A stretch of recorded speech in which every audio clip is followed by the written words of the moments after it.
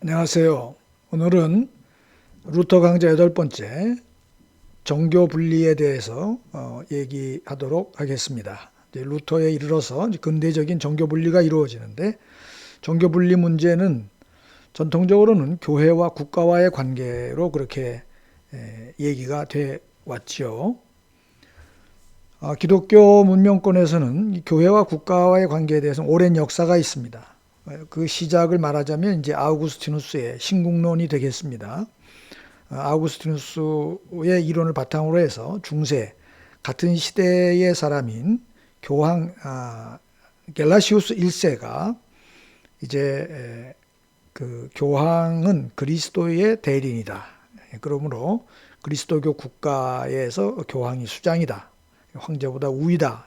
있다. 이렇게 말하게 되고요. 그리고 이제 7세기의 그레고리우스 1세 같은 사람, 1세 교황 그레고리우스 1세는 황제나 또는 이 군주들을 가리켜서 나의 사랑하는 아들들이여 이런 식으로 부를 정도로 교황이 이제 권위를 가졌습니다. 이것은 서방의 이야기인데 동로마 제국은 좀 달랐습니다.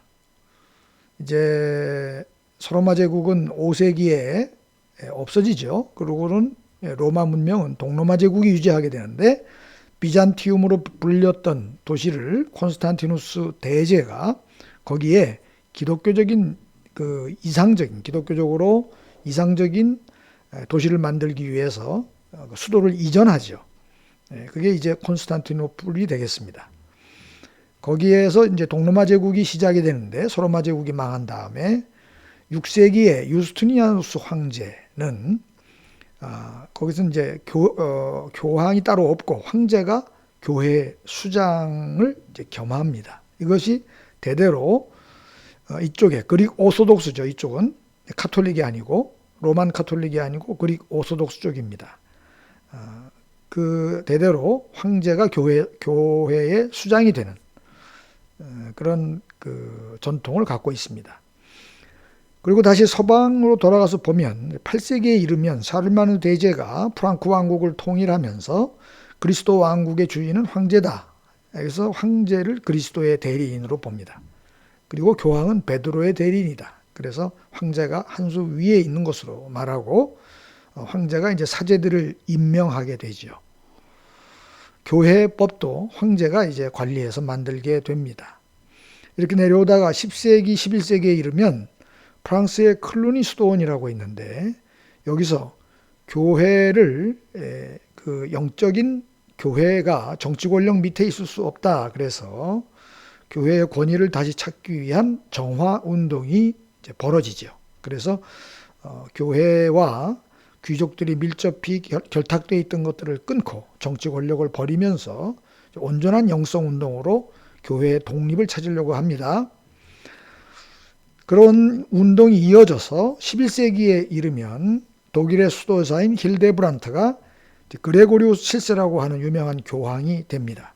이렇게 되면서 이제 중세의 전형적인 형태의 정교분리 또는 교회와 국가 관계가 형성이 되는데요.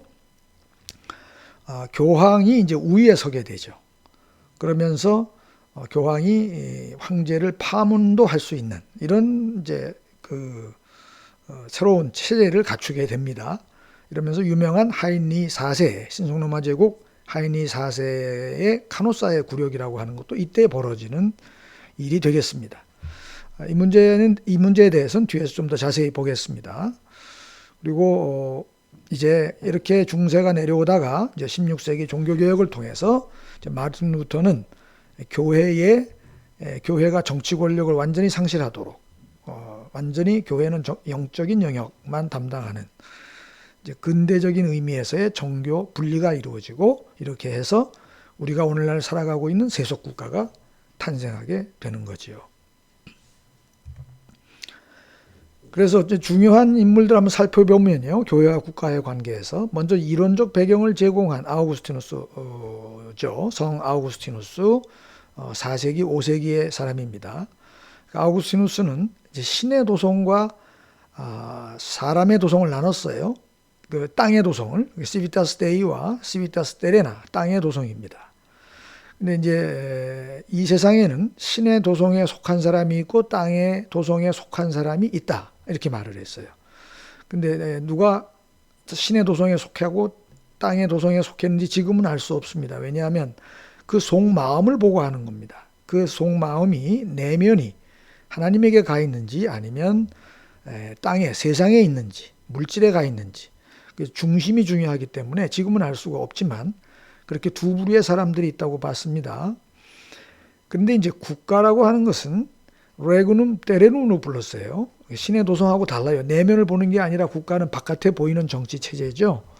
그래서 누구든지 다 국가에 살아갑니다. 레구눔 테레눔에 살아가요. 그러면서 그 내면에 따라서 신의 도성의 백성이 있고 땅의 도성의 백성이 있는 거죠. 그래서 종말에 가면 이제 마지막 때가 되면 누가 신의 도성에 속한 사람인지 그때 가서 드러난다고 보는 거예요. 그리고 교회 안에도 신의 도성에 속한 사람과 땅의 도성에 속한 사람이 섞여 있다고 봤습니다. 지금 알 수가 없다. 지금 교회 다닌다고 해서 신의 도성에 속한 사람이라고 말할 수 없다는 겁니다. 그 중심과 그 사람의 삶이 어떠냐. 그게 중요하다는 거죠.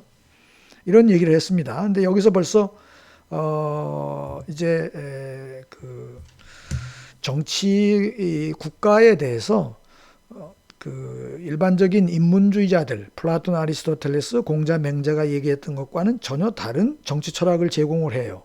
이러면서 이제 중세의 교회 우위가 될 가능성을 이제 아우구스티누스가 만들어 놓은 거죠. 단적으로 말해서 국가는 죄의 산물이다 이렇게 말했어요. 하나님이 본래 만든 단체가 아니고 본래 원했던 단체가 아니다. 국가는. 정치도 마찬가지다 이렇게 봤습니다.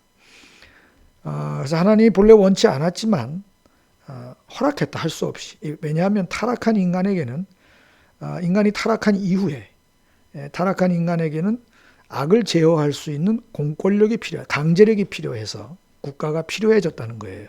그래서 할 수 없이 허락한 겁니다. 그래서 국가는 하나님의 자연적 섭리가 아닌 의지적 섭리에 의해서 물론 국가도 하나님의 뜻 안에 있지만 하나님의 섭리지만 그러나 억지로 그 국가를 받아들여 준 거다. 이런 식으로 설명을 했습니다. 정치에 대해서도 마찬가지예요. 아리스토텔레스는 인간은 본래부터 본성상 정치적 동물이라고 그랬죠. 그런데 아우구스티누스는 그렇게 보지 않았습니다. 인간은 본성상 하나님이 본래 만들 때 사회적 존재로는 만들었어요. 다시 말해서 혼자 사는 존재가 아니라 인간은 서로 같이 더불어 사랑을 나누면서 살아야 될 존재로 만들었다는 거예요. 그러나 본래 정치적 존재는 아니다 이렇게 보는 거예요. 사회적인 존재랑 정치적 존재를 구분해서 보는 겁니다. 이만큼 이제 정치를 좀 부정적으로 보는 견해를 갖고 있어요. 그럼에도 불구하고 이제 타락한 인간들의 질서 유지와 보존을 위해서는 국가의 공권력이 필요하고 이제 정치가 이제 필요해진 겁니다. 그래서 로마서 13장 1절에 있는 사도 바울이 말한 대로 아우구스티누스도 정치 권세를 이제 하나님이 주신 거다 이렇게 보기는 했습니다. 그럼에도 불구하고 본래 하나님이 원했던 것은 아니에요. 할 수 없이 이제 주신 건데 그런데 아우구스티누스는 정치인에게서 권력 의지를 봤어요. 남을 지배하고 싶은 마음이 많은 사람들이 정치를 한다. 그리고 결국 정치로 인해서 인간에 대한 인간의 지배가 생겨났다. 이렇게 보는 거죠. 그래서 지배하는 사람과 지배를 받는 사람이 나누어지는 이렇게 되면서 이제 불완전한 평화가 정치를 통해서 이루어지고 이러한 아우구스티누스의 얘기는 결국은 국가와 정치는 마지막 때가 되면 사라지게 될 것이라는 것을 궁극적으로 말하고 있어요.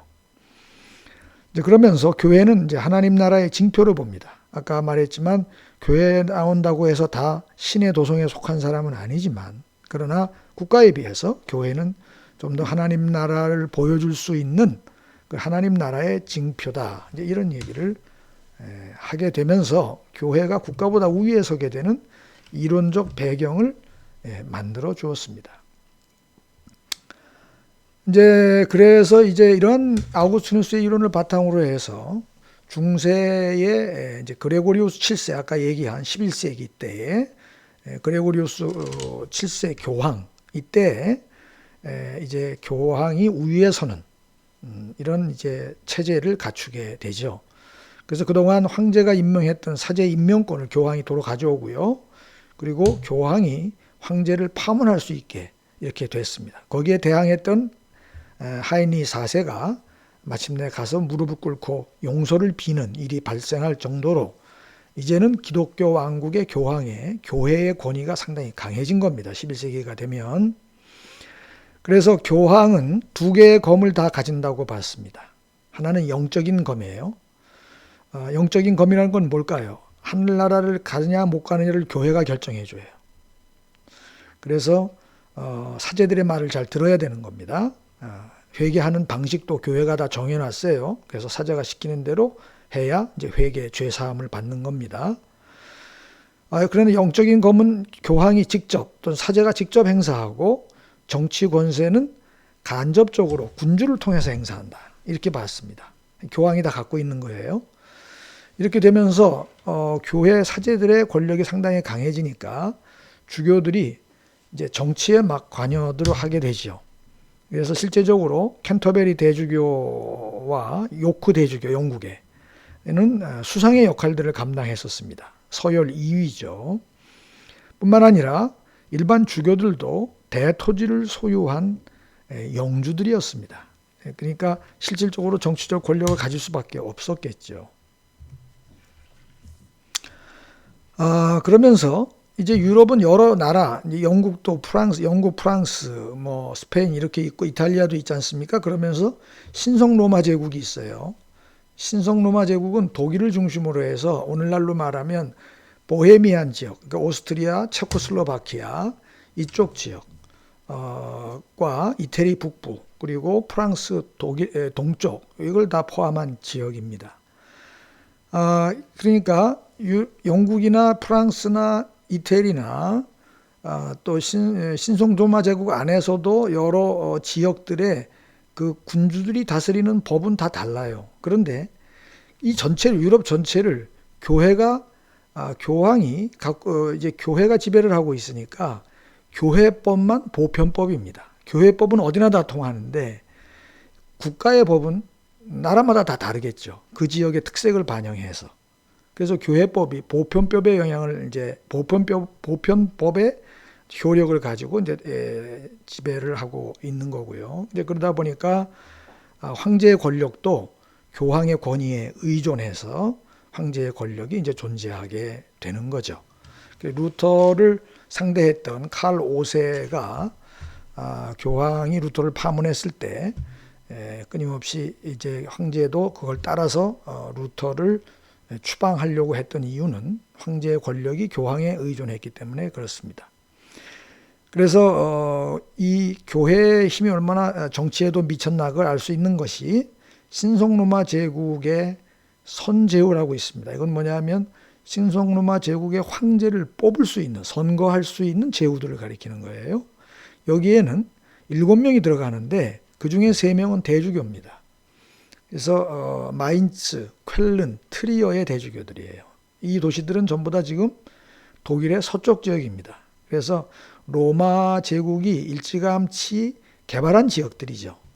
오래된 지역입니다. 여기에 3명의 대주교 그리고 이제 4명의 큰 땅덩어리를 가진 군주들, 신성로마 제국 안에서 거기에 이제 보헤미아의 왕, 그다음에 브란덴부르크, 지금의 베를린이 속한 브란덴부르크, 그다음에 작센 지방, 루터가 교수로 있었던 비텐베르그 대학 또는 지금 동독의 수도였던 드레스덴, 또 라이프치히 대학 이런 건 다 작센 지방에 있습니다. 그리고 서쪽 라인강의 팔츠 지역, 이게 4명의 군주가 참여했어요. 이렇게 3명의 대주교가 황제를 뽑을 수 있었다는 것만 보더라도 얼만큼 사제들의 권력이, 교회의 권력이 컸나 이것을 우리가 알 수가 있죠. 이렇게 내려오던 것이 중세 때 교회 우위로 내려오던 것이 이제 루터를 통해서 정교 분리가 이루어지고 교회가 권력을 상실합니다. 그래서 그레고리우스는 샤를마뉴 대제 이후로 황제가 갖고 있던 권력으로부터 교회를 독립시키는 정교 분리를 행했다면 그 루터는 교회로부터 국가 권력을 독립시키는 이제 결과를 가져왔습니다.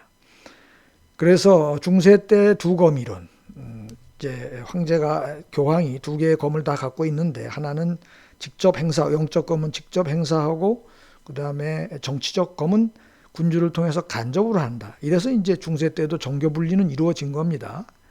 교황이 직접 정치를 한 건 아니니까요. 그러나 교황 우위의 정교 분리죠.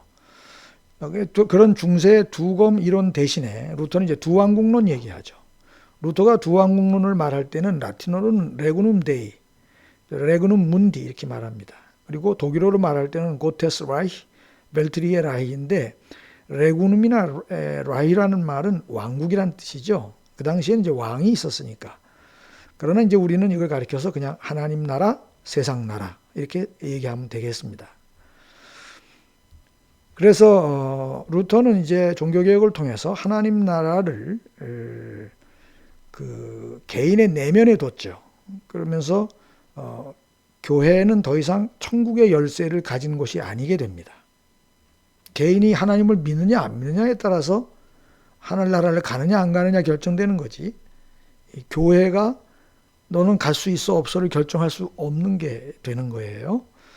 여러분들 그 교황의 문장을 보면은 그 천국 열쇠가 두 개가 이렇게 엇갈려서 있습니다.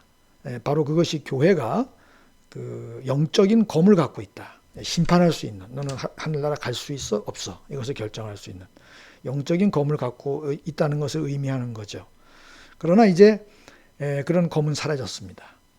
그리고 교회는 더 이상 검을 갖는 곳이 아니고 사랑으로 봉사하는 곳이다. 루터는 이제 그렇게 봤어요. 심판하는 곳이 아니라 이제 국가만 강제력을 가진 사람을 심판할 수 있는, 재판할 수 있는 검을 갖게 된 거죠. 이렇게 되니까 이제 교회법이 이제 해체가 되는데 중세 때의 교회법은 많은 것들을 규정하고 있었어요. 개인의 신앙에 관한 규정은 물론 있었을 거고요. 금식은 어떻게 해야 되고 세례 준비는 어떻게 해야 되고 회개는 어떻게 해야 되고 뭐 이런 것들. 그 다음에 이자를 금지하고 거래를 어떻게 해야 되는지에 대한 규정도 많이 있었습니다. 상거래, 그리고 불법 행위에 대한 규정이 있었고요. 그 다음에 이제 법적으로 문제가 되지 않더라도 부도덕한 행위, 이것도 법으로 만들어서 교회법으로 만들어서 심판을 했습니다. 그리고 이제 11조를 비롯한 여러 부담금으로 세금을 부과했어요, 교회가. 그리고 세례증명서나 사망확인서를 교회가 떼줬습니다. 이렇게 되면서 호적을 관리하게 됐어요. 사람이 태어나고 죽는 건 하나님의 뜻이다 이래가지고 호적을 관리했습니다. 이제 그러나 이렇게 됐던 것이 교회법 안에 있던 신앙을 규정했던 것은 이제 신앙이 주관화되죠. 누가 개인이 자기만이 하나님을 믿는지 아는지 알 수가 있어요. 그렇게 되면서 신앙을 규정했던 교회법은 효력을 상실합니다. 그리고 이자 금지나 상거래를 규정했던 거, 불법 행위에 관한 규정, 이건 전부 다 어디로 가겠습니까? 그건 국가법이 이제 하는 일이 되는 거죠. 그리고 세금을 부과하는 것도 더 이상 교회는 못합니다. 호적 관리 역시 국가의 권한으로 넘어갑니다. 그리고 부도덕한 행위, 이것은 법으로 다스릴 것이 아니라 시민들의 질타를 받는, 시민사회의 비판을 받는 그런 이제 하나의 양심이 관장하는 문제지, 이것을 교회가 더 이상 관여할 수 없는, 이제 이렇게 돼서 교회법은 실질적으로 해체가 되면서 이제 법을 가진 것은 국가만 입법을 할 수 있고 재판할 수 있는, 이래서 이제 국가가 주권을 갖게 되는, 국가만이 주권을 갖게 되는 그런 주권 국가가 출현하게 되는 것입니다. 그래서 교회는 시민생활에 대한 모든 법적인 강제력을 상실하게 되죠. 그리고 국가의 통치 권력은 영토 내의 모든 기관과 개인에게 미칩니다. 그래서 사제와 교회도 다 세금을 내야 되고, 또 형사, 민사 분쟁이 생기면 국가법정에 서야 되는 거죠. 중세에는 있을 수 없는 일입니다. 사제나 교회는 국가법정에 서질 않았거든요. 그리고 이제 중세 때는 교육은 주로 수도원, 교회가 맡았고, 또 구제사업도 교회가 다 했죠. 이런 전통은 유럽에서는 19세기까지도 내려왔어요. 그러나 완전히 달라졌습니다. 종교개혁 이후로 국가 사무가 되고 설상 교회 쪽에서 교육을 맡아 할지라도 뭐 사교육이 되겠죠. 그거는 또 그 구제 사업을 한다 할지라도 그건 국가의 위탁, 공인이 되려면 국가의 위임이 있어야 되는 것이죠. 그러면서 그 대신에 이제 국가는 개인의 신앙에 관여하지 못하게 되는 이런 식의 정교 분리가 이루어지게 됩니다. 근데 이제 우리가 마지막으로 루터에게서 좀 독특한 종교 분리를 하나 얘기를 하고 마치려고 하는데요. 그것은 이제 개인 내면에서 일어나는 종교 분리입니다. 이것은 하나님 나라와 자기 내면의 하나님 나라와 바깥의 세상 나라를 분리할 줄 알아야 된다. 이게 물론 구분할 줄 알아야 된다. 물론 분리할 수는 없죠. 그러나 분리될 정도로 구분을 해야지, 그렇지 않으면 그냥 세상 나라에 살다 가는 거죠. 루터의 두 인격설을 앞에서 우리가 봤는데요. 내면의 그리스도인과 일상의 그리스도인은 분리되지 않지만 구분되는 거죠. 그래서 구분됩니다. 그리스도인의 모습과 일상의 사회인 두 역할을 다 해야 되지만 이게 반드시 분리될 정도로 구분되지 않으면 그냥 일반 사람과 똑같이 살다가 가는 겁니다. 또 그냥 이 세상 나라에 살다가 가는 거죠. 그래서 분리될 정도로 구분하는 게 필요하다. 이것을 내면에서 일어나는 정교 분리라고 우리가 얘기할 수 있겠습니다. 그래서 개인은 이렇게 되니까 그 내면에서 이제 국가와 세상을 상대할 수 있는 그런 지위를 이제 갖게 되는, 개인이 굉장히 지위가 상승하는 이제 그런 효과를 갖게 되는 것이죠. 이렇게 그 내면에서 종교와 정치가 분리됐을 때, 하나님 나라를 분명하게 살고 있을 때 그리스도인은 자유인으로서 소명의식을 가지고 사회생활을 할 수 있고, 만약에 그게 분명해지지 않으면 그러면 소명의식을 갖고 사회생활을 하기는 상당히 어렵습니다. 이 세상에서. 그래서 루터가 얘기한 이러한 얘기들이 청교도들이랄지 이런 개신교 운동을 통해서 서양이 근대화되는데 도덕성을 갖춘 그리고 모범이 되는 그런 그 새로운 시민계급이 탄생하는데 중요한 역할을 했다는 얘기는 이제 앞에서 했습니다. 오늘의 강의는 정교분리에 대해서, 교회와 국가의 관계에 대해서 여기서 마치도록 하겠습니다. 역사를 살펴봤고 중세의 종교분리에 대해서 그레고리우스 7세를 통해서 살펴봤고 그 기반이 됐던 아우구스티누스의 두 왕국, 신의 도성과 땅의 도성 그걸 살펴봤고, 그다음에 루터의 정교분리에 대해서 살펴보았습니다. 오늘 강의는 여기서 마치겠습니다.